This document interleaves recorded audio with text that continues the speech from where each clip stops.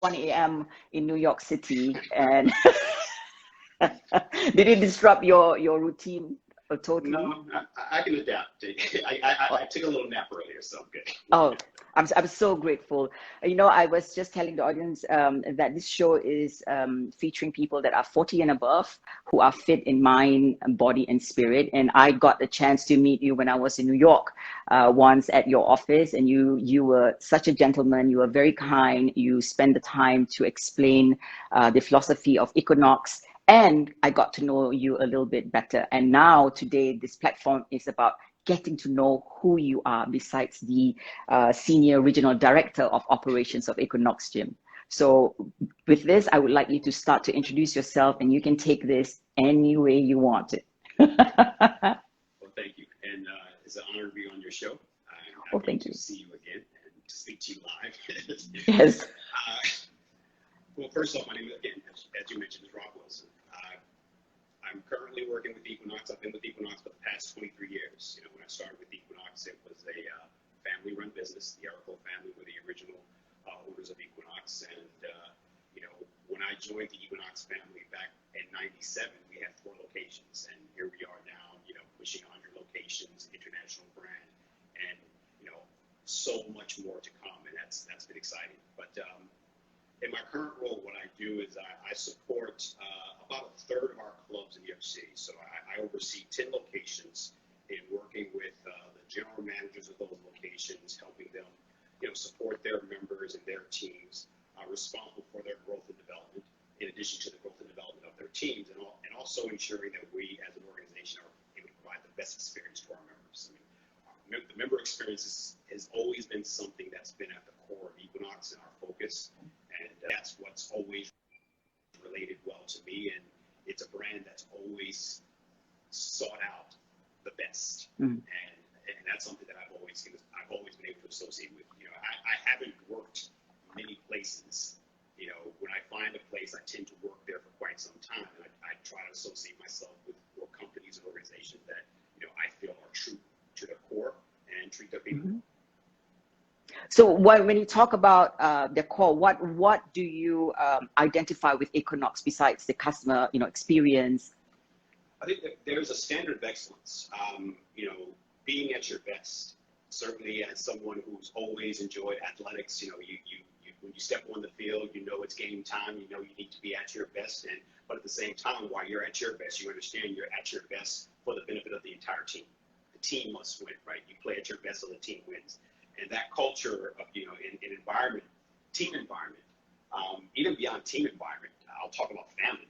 You know, I you know, as you may know, my wife also works for Equinox. You know, we met at the organization, and, you know, when we had our wedding in Savannah, it was a destination wedding. We had just as many Equinox employees at our wedding as we had family members in our wedding. You know, and that was for a destination wedding. So, you know, it's really a culture that I think both Sherry and I appreciated. You know, like any other place, you know, like any other family, you have your challenges and you work through those challenges. But at the end of the day, you know, you know what everyone stands for. You know everyone wants to be at their best, and that's what I identify with. So when you say that you don't work at many places, so can you go back to what have you done in Korea before you joined Equinox Gym? Sure. So, you know, to go back, you know, when I was in college, you know, actually I'll start back in high school. My focus was to become an architect. I went to the High School of Art and Design here in New York City. I just thought I was going to be an architect, and you know, on through college, and it got to a certain point. You know, athletics has always been a part of my life. You know, I have 3 older brothers and 1 younger sister, and we've always, you know, born in North Carolina, and we've always played sports. But when I started to look at my career, I just realized at that time, being an architect, I spent hours, days. I would lose track of complete days just working behind a draft table, working on projects, no contact with anyone. And something just clicked and saying, like, while I love the work, I truly love the work, I just didn't see myself doing this. And long story short, in high school, I had some friends. We also loved music. and I got into the music business. You know, we Okay. produce a little record, and we go out in the world, and we're, you know, thinking, okay, this is going to be something that's fun. Small independent record label, weren't making much money from it. So I decided at that point to start. I went to a local gym in my neighborhood, and I started training people there. And in that brief time, you know, I started learning more about personal training. In that brief time, being in this small little residential gym, I just fell in love. I loved being in the gym every single minute. You know, I took care of that place as if every dollar was mine. Wow. You know? And it just became something that I was truly passionate about. And, you know, so I worked as an independent personal trainer for about 5 years, working in probably 2 different gyms in the New York City area. And then as a personal trainer, what I decided was, you know, being an independent personal trainer was great, but then I started thinking about what's next for me. You know, if you love this business, learn it.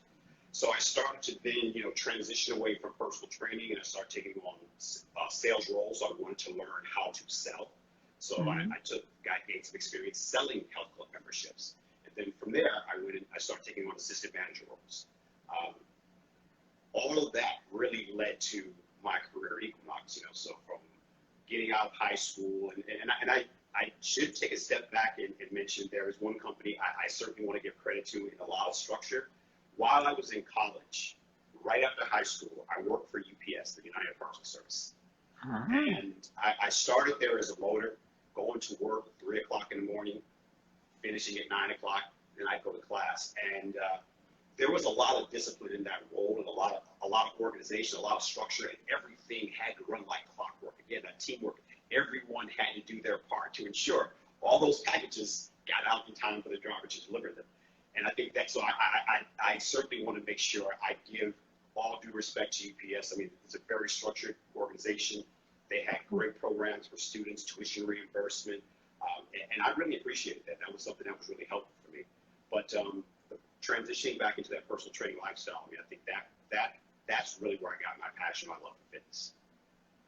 What was your growing up like and your childhood? It's pretty good. I mean, you know, I have, as I mentioned, 3 older brothers. They're all sort of back to back. Like the brother closest to my age is 4 years older, then 5, and 6. So they all were a pack that grew up together. That 4-year gap for me meant a lot of my time was kind of like on my own, learning on my own. And I think that had a great benefit for me in the sense that I never wanted to be left behind. So that pushed me to perform, to always, I never wanted my brothers to say, hey, you can't come because. So you know, so I always made sure when it came to sports, you know, I would play sports with them. Now, I certainly, with that age gap, I wasn't as good as my brothers, but my mark was to always play to the level, at least, of a person at their age who was the worst. So I would be that little. Right. So if I'm pushing, you know, to outperform someone who's 4, 5, 6 years older than me, that's gonna make me that much better. And then I'm gonna go to the next level, and then the next level, and the next level, until, like anything else, I can play or I can perform just as well as anyone else who's playing at that time. So, you know, my brothers were always great. You know, we always had great relationships. And I have a younger sister as well. You know, so my sister is actually 6 years younger than me. So the 5 of us, I give all credit to my mother. You know, she, as a single mother, you know, she made sure, you know, we understood what's right, how to do right. You know, I will have to say, you know, with her raising 5 kids, you know, we never wanted for anything. You know, she worked 2 jobs. You know, when I was a kid, she worked a second job at a grocery store, and I was bagging groceries and collecting change, bagging groceries, you know, with her during that time. You know, so I think our family, we've always had a strong work culture. I should also say a lot of my family is military, you know, from my grandfather, my father, all 3 brothers, military, retired military. So I came close, but as I said, between school, I enjoyed school, and then I got to work, and I enjoyed being in the fitness industry. So I unfortunately did not coach the military. So if you guys are four brothers, and then and most of them are military, right? Like your family. So how do you guys? I mean, are you guys overprotective over your sister, and she's the only? Yeah, I mean, that I would say that responsibility primarily fell on me because my brothers, with that age difference, they were off in college, they were out in the world, so a lot of that protectiveness was me. I would have to take my sister to school before I went to school. Again, my mother was working, so like, I would pick her up from school after Oh, yeah, so a lot of those responsibilities fell on me growing up. I think, my sister, she certainly turned out to be a great professional as well. I took pride in when she went to the university, Syracuse University, and at that time, that's when I was training, and I was proud. My mother, again, she did her best with all of us, but finances were tight for us, and when I was in training and things on that line, I was making some good money, and I was able to help my sister get a car, so when she went out to Syracuse, she can get around, and so our family, we're all pretty close. I won't say like we're on the phone. We're all pretty low key in the sense that like right. we don't speak every single day, but each one of us know at the drop of a dime, we are there and for one another, and we're ready to get together anytime. You just turned 50 recently, and you work 51. for an 50. You're 51. I thought you just turned. Oh, well, congratulations. So you also sometimes throw a party, right? The DJ party, right? So for you, I will never give you a compliment like you look great for your age. I think you look incredible anyways.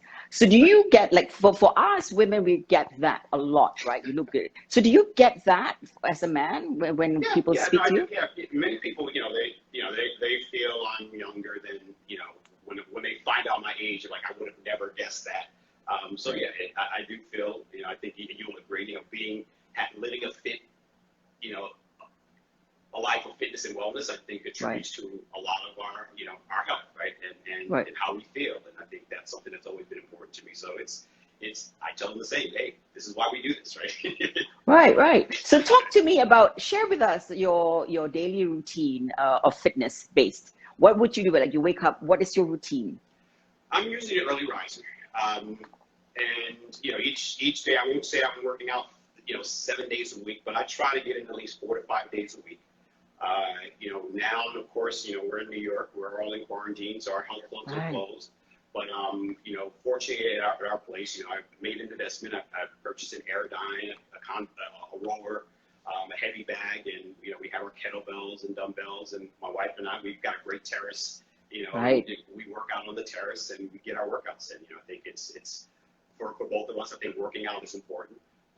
But also, I think while this scenario and this pandemic we're going through, it's impacting everyone in so many different ways, and the extreme loss of life that's taking place in so many countries and so many states and cities. I think we feel very fortunate in how we're coming through this. New York has made a tremendous turn, which is good. I think we're all still playing it safe.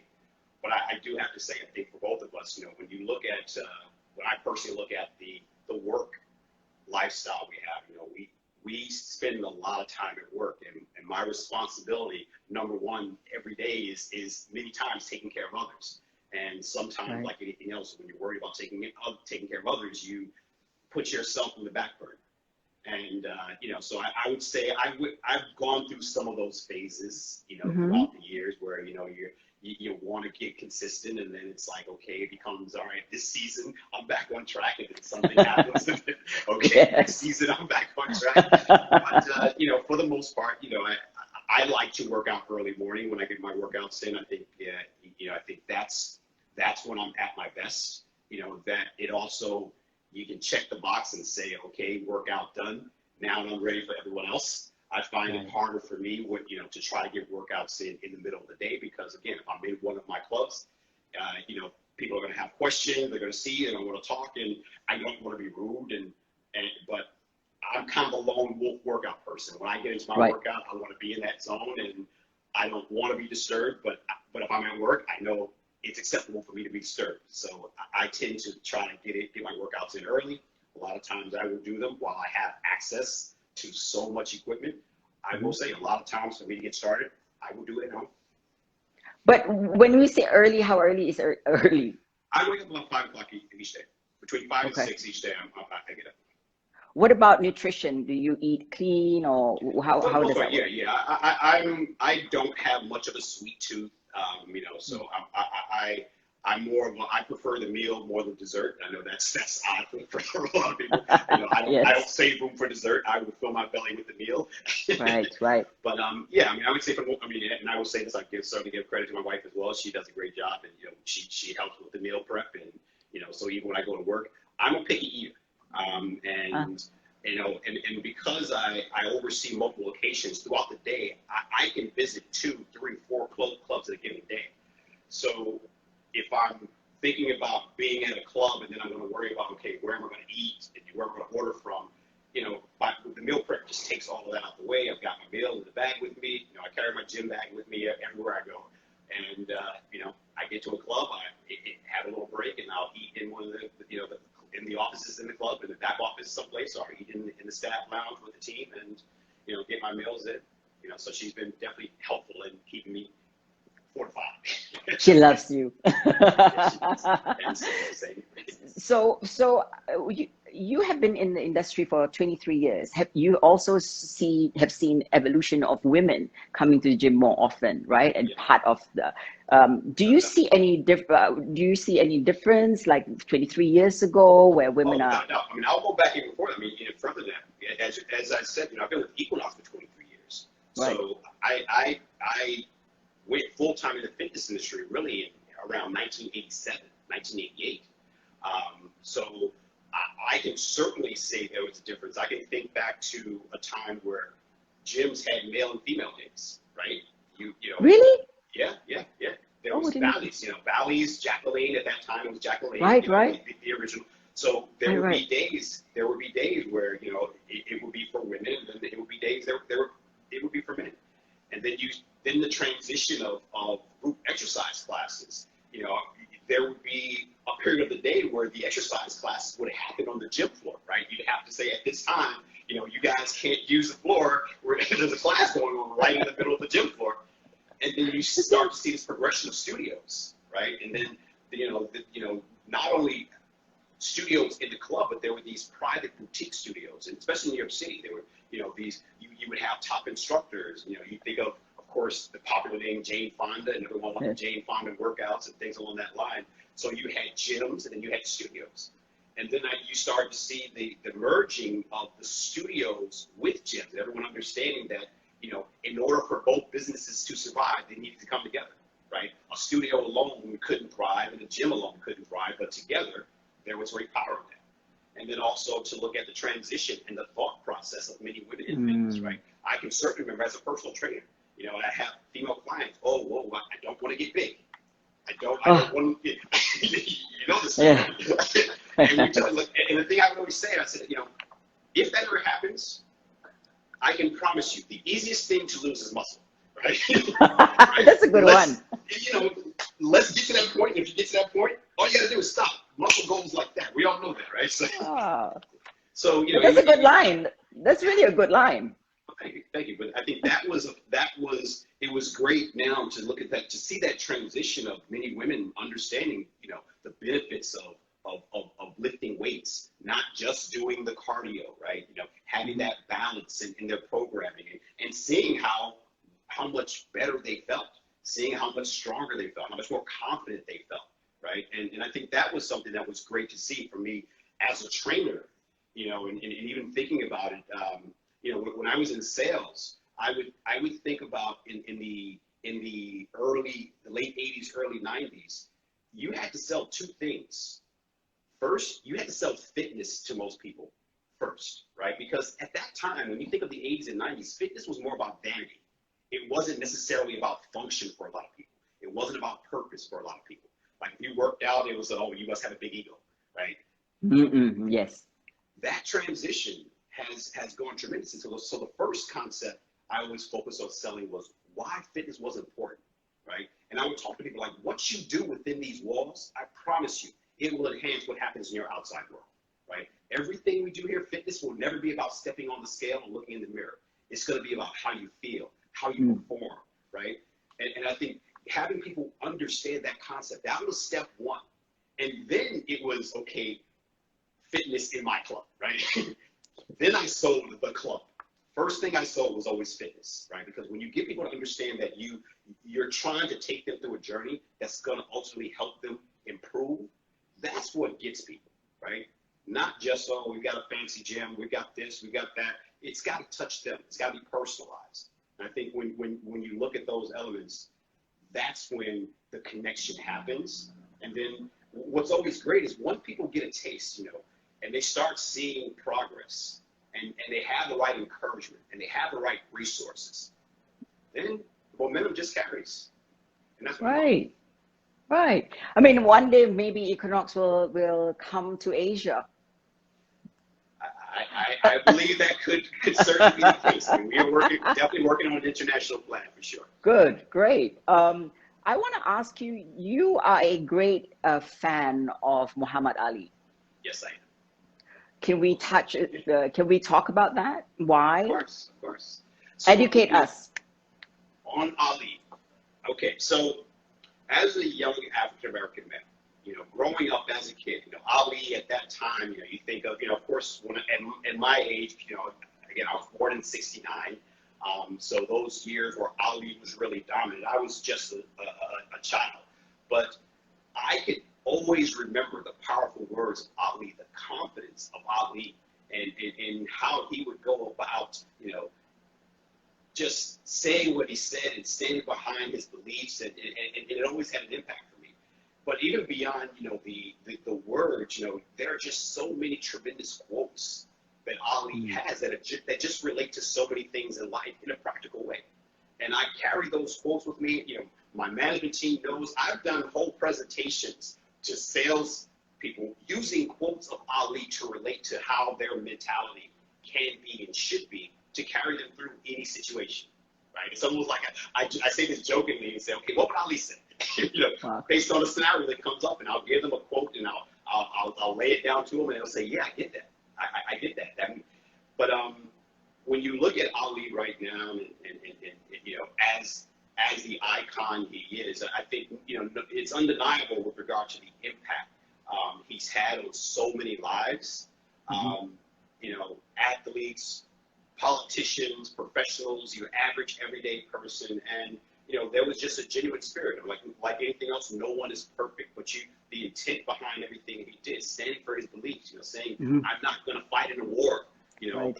And at that time, as a black male, to stand up to white society and say, I don't care what you say, it's not for me. I have my beliefs and I'm going to stick by that. You have to commend that. That wasn't about money. That wasn't about, I want to be on social media, right? It's about, these are my principles and I stand behind them.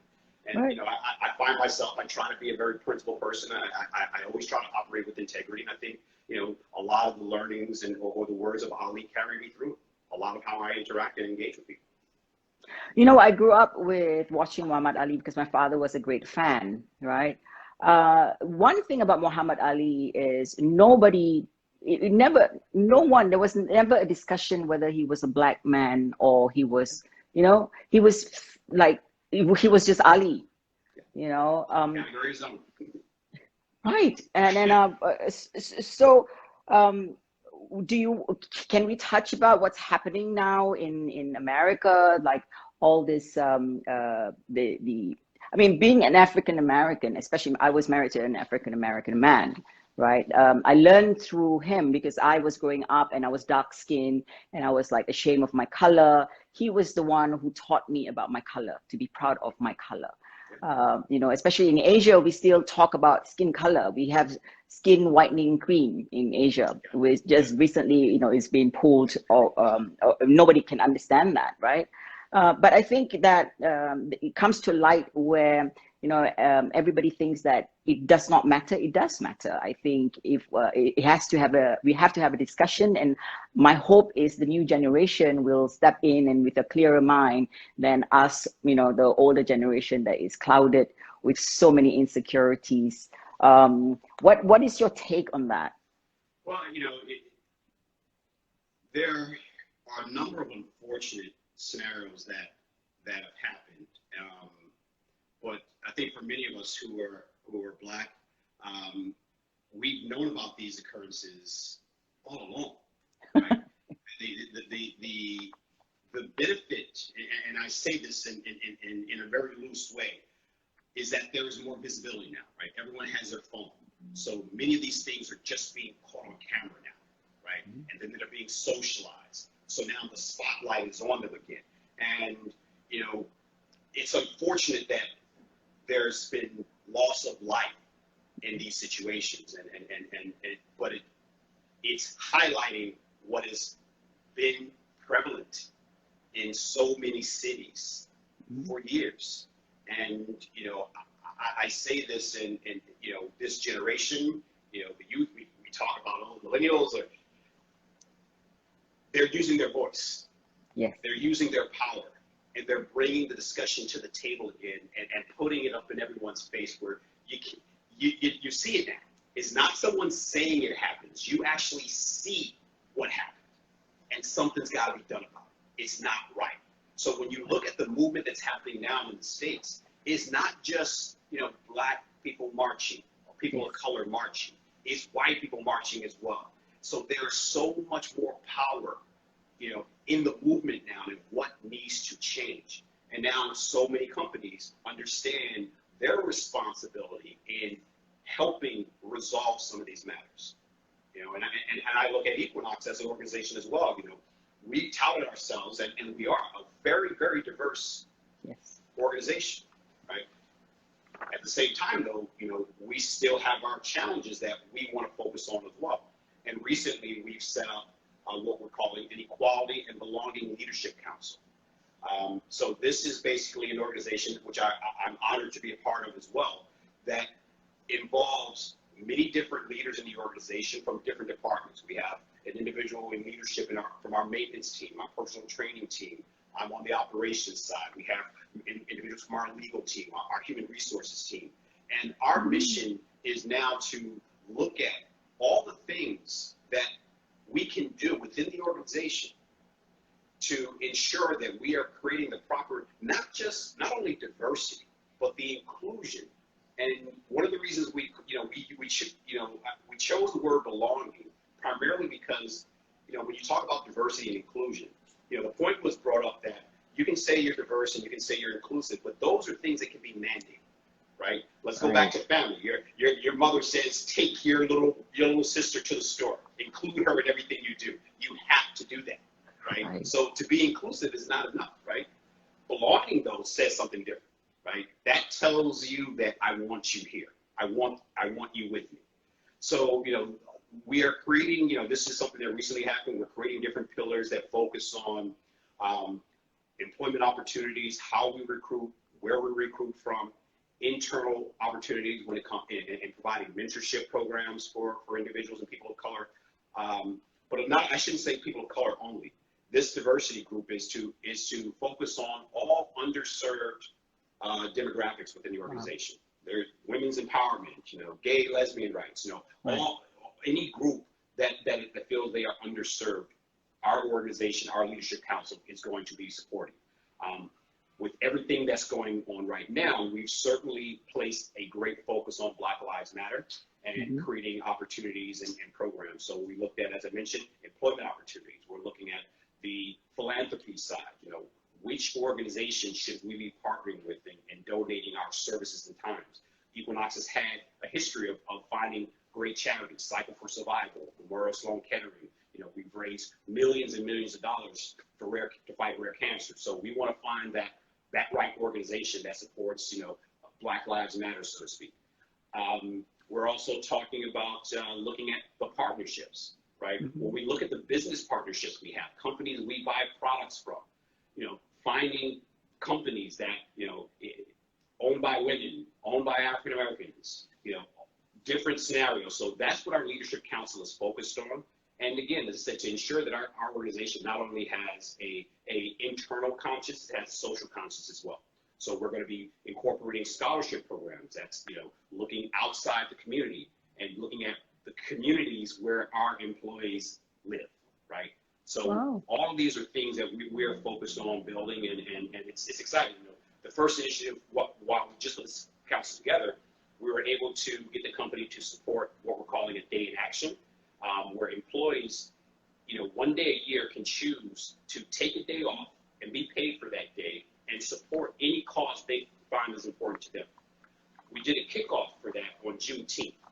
So to give a little history, Juneteenth it is a period of time, you know, we go back in time where, you know, in the United States, there was the Emancipation Proclamation, which freed all slaves. Yes. It took 2 years for the last group of slaves who lived in Texas to find out they were actually free.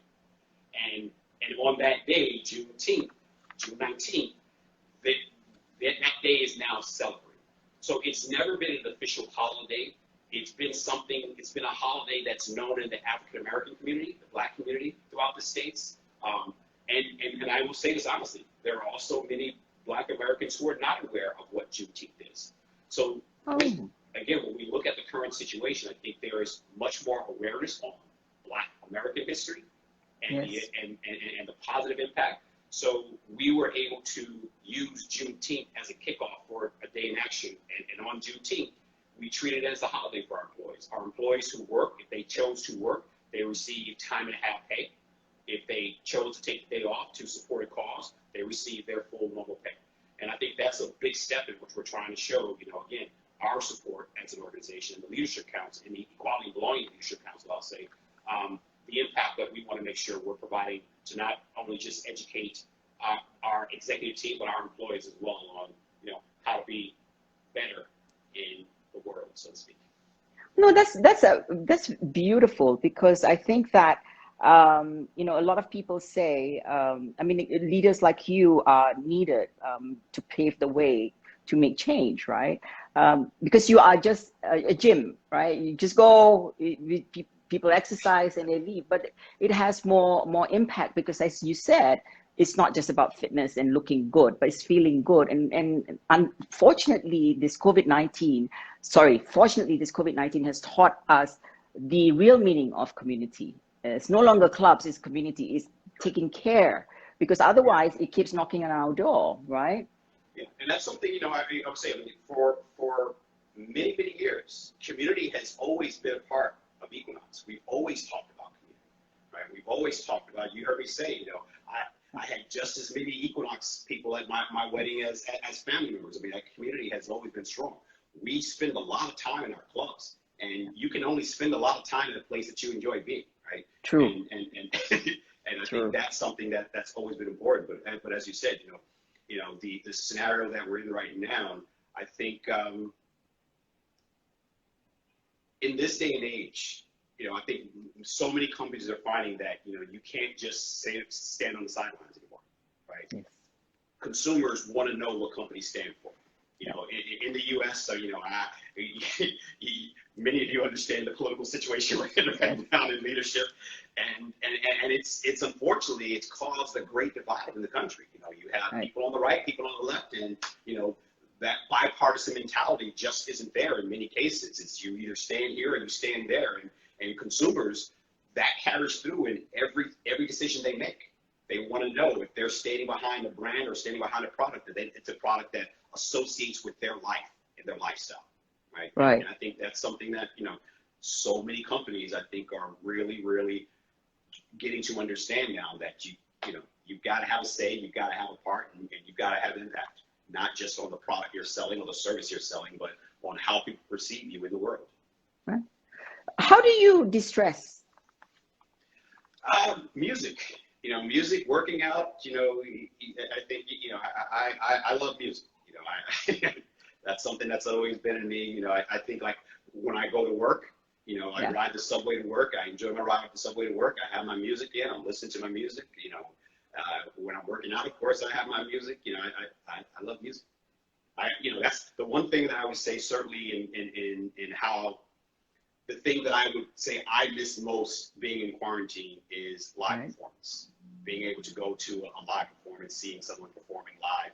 You know, Sherry and I, we love seeing shows, jazz performances, R&B performances. You know, that's something that I can't wait to get back to when it's safe, of course. But that's the thing that I say I miss most about not being able to go out. Well, what is the situation like in like now in Singapore? We are we just I think I can't remember June something. 1st June we started phase 2, meaning that you're allowed to have visitors like minimum 5 people, maximum 5 people, and dining 5 people. What is the situation in New York City Yes, now? so we've just moved towards, the hair salons and spas are about to open. Oh, What's open right now, you have businesses can do pickup, right? So if you order a product from a store, you can do door-to-door pickup. Restaurants oh, can now do outdoor dining. So restaurants are now starting to right. provide outdoor dining.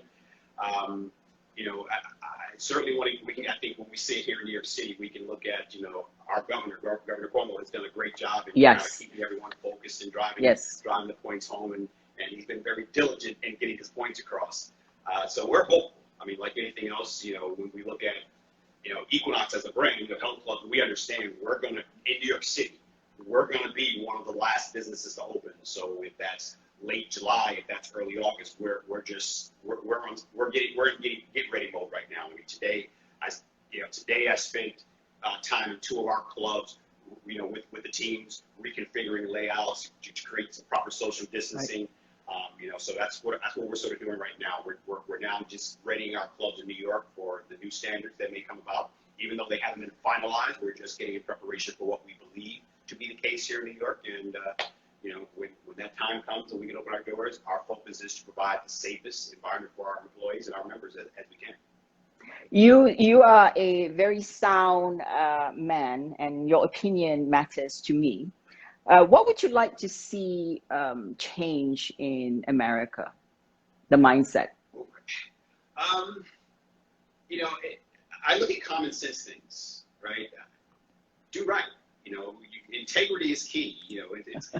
There was a line, and I'll say this. Our COO of the organization, his name is Scott Rosen, and he's someone who also speaks about integrity as well. And he uses like this. He used this analogy that sticks with me. When it comes to integrity, you go through this filter. You ask yourself, what would my mother say if she knew? Right? And you start thinking about that, like, okay. And the other part is on the outside world. How would I feel if everyone knew what I did? Right? Whoa. So you start looking at those things, and in many cases we understand what's right and wrong, and yes, we can say some people may need guidance here or there, but if we at least start with the intention to do right by others, certainly the U.S. would be a better place. The world would be a better place. We're in this position now where everyone's got they put their stake in the ground and they're not moving. Whether their opinion is wrong, they try to prove their wrongness, and it's just a waste of everyone's time. It gets us nowhere. We continue to be divided, and we have no progress. We weaken ourselves. Right. So what is your biggest challenge on mindset that you face and try to deal with? Like for me, it's like patience. Yeah, I guess I can go with some of that as well. Many times I think I'm a go kind of person. And, you like anything else in leadership, I always want to catch myself and make sure, everyone is different, right? Some people, they need to tell their story, and some people, they get to the point. And I think for me, I like to get to the point, but I have to understand many people, they need to build their story before they get to the point. And, Right. When you're thinking of 30 things you need to do that have to be done that you're in the middle of doing, sometimes you want to be like, okay, yeah. And then you guys like, okay, I'm not doing that person any justice. I want them to feel comfortable talking to me. So I understand that I've got to settle myself and take the time to listen and hear them out and get proper resolution to what their concerns are. But yeah, I would agree. Patience is one of those things. I gotta bite my tongue, bite my lip, and okay. Can you define what spirituality means to you personally? So I guess it goes back to that same point of, I would say I'm not a very, I don't claim to be a religious person in any way, shape, or form, but I just have this belief in doing right, right? And, do it, keeping your focus, maintaining your integrity in what you do, and when you treat others with respect, I believe in treating others with respect. You will find that others will stand behind you. You will find that I continuously try to be a good example no matter where I am, right? For those who know me for years, I will help you in any way you need. You say, hey, I have a problem, I'll be there for you, right? Mm. And I'll put it this way, when you say you need help and you want that support, I'm right there, but I also want to know that you're going to do something with it, right? I don't want the person who just wants to keep complaining but not take action.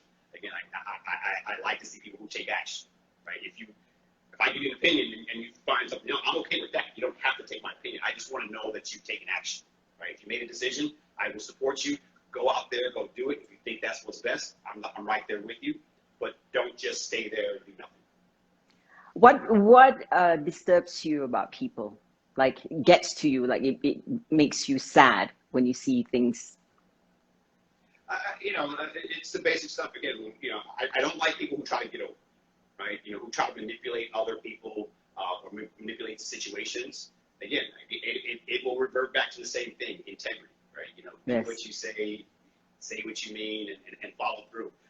So things that will bother me, I've always had kind of, and I'll say this, I've always had kind of a good guy complex, right? I mean, if I see two guys out in the street in an argument fighting, I will break it up. I don't know them, I've never met. I don't want to see that, right? I don't want people to do something like that. If I see some, and this has happened a number of times, if I see someone who's in the midst of doing something wrong, I will make an attempt to stop them from doing wrong, right? Wow.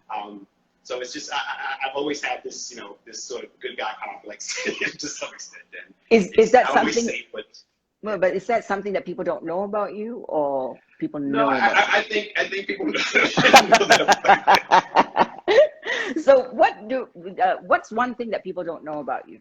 Besides, I know you're incredible, but what don't people know about you?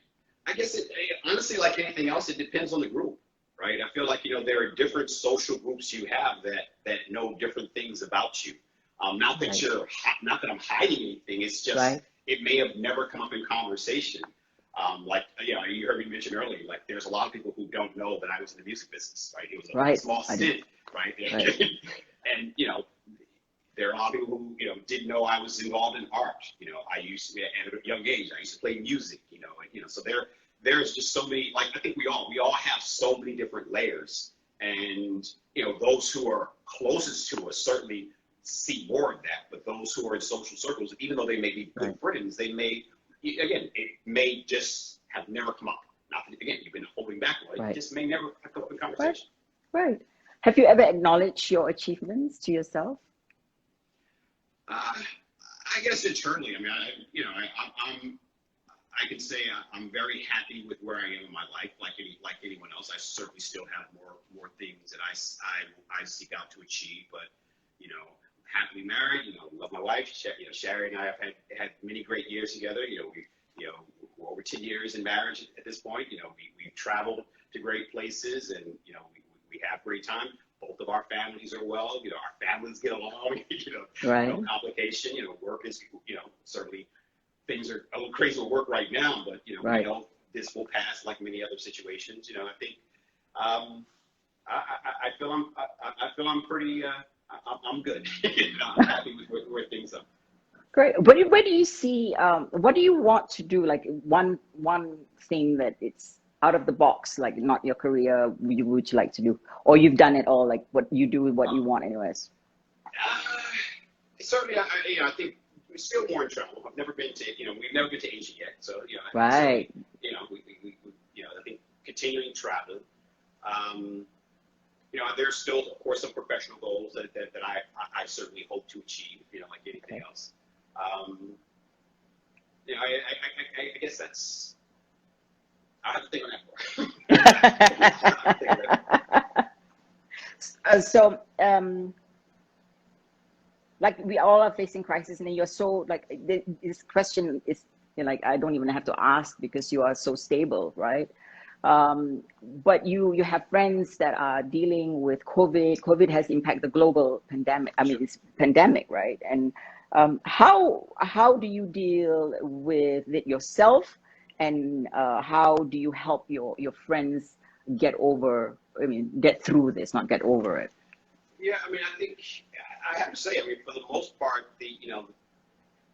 in our circle, fortunately, everyone's been good. I mean, we've heard of cases of, friends of friends and, unfortunately, family members of some friends.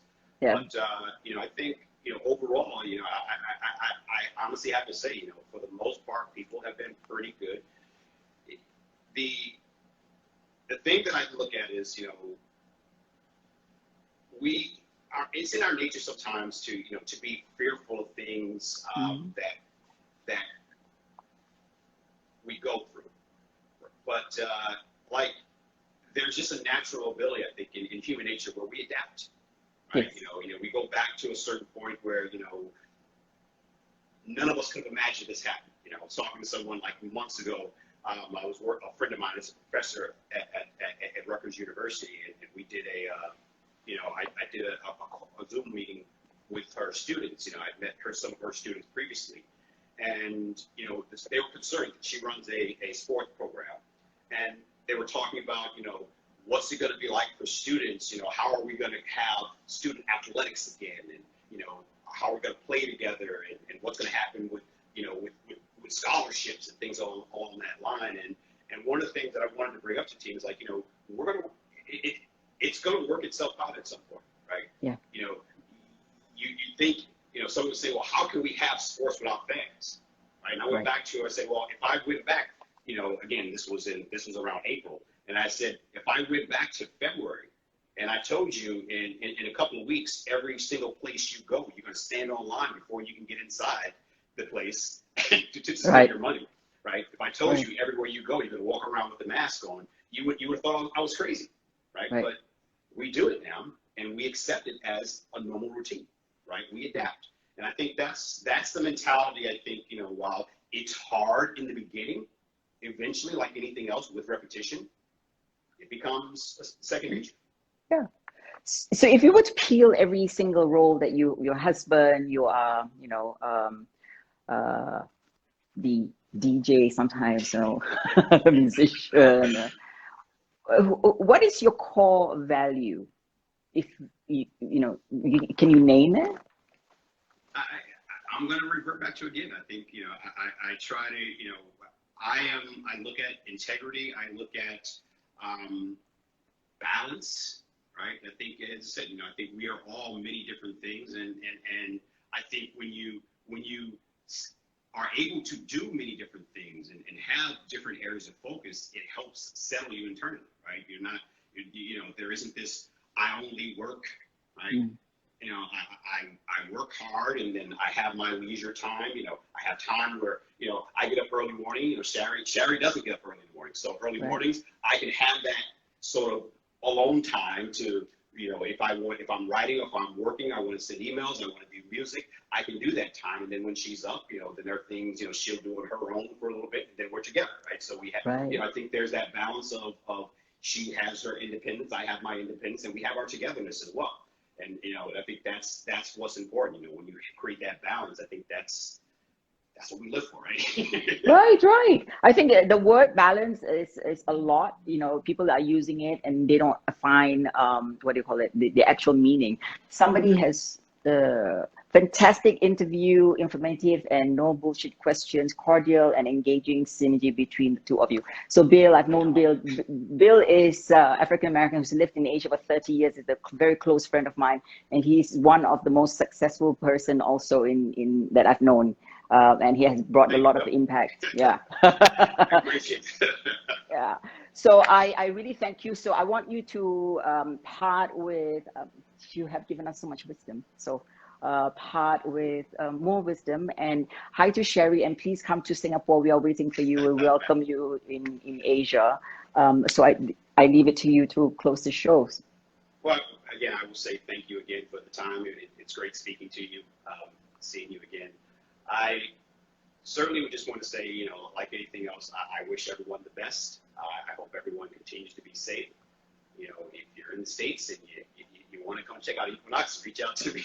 And, yeah, they have to. They have to. We'll be happy to let you experience our club. We're open and operating. And I just wish everyone the best. I mean, I think it's, you know, I'm happy to be here. I'm happy with everything that, you know, Shari and I have experienced, but there's more, right? There'll be more. Yes. Yes. Life continues.